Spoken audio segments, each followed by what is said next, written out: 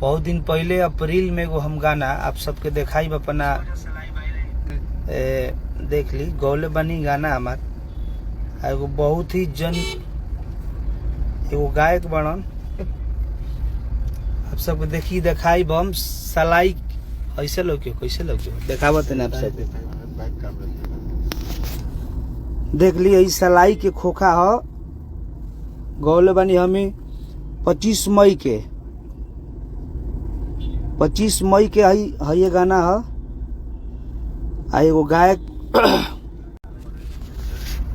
केहू के गाना उठा के गावे ले हुआ सोचल कि बहुत बड़ा हम गायक है।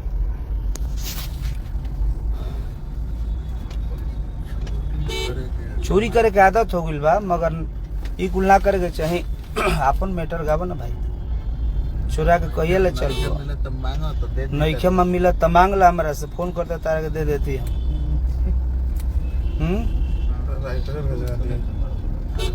राइटर कितना बेहुदा बाजे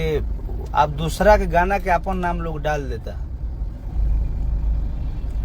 इरशाद बेदर्दी के गाना है और आर्या का संगीत है बहुत दिन पहले हम गौले रहनी अप्रैल मई के गाना है बजीबा सुनो जी अब लोग चोरा के गा देले बा गाना अभी हमारे डमरू फिल्म से गाना रिलीज होता और आप सबका भी सबूत हम देखेबे कहनी कि सलाई के फूफा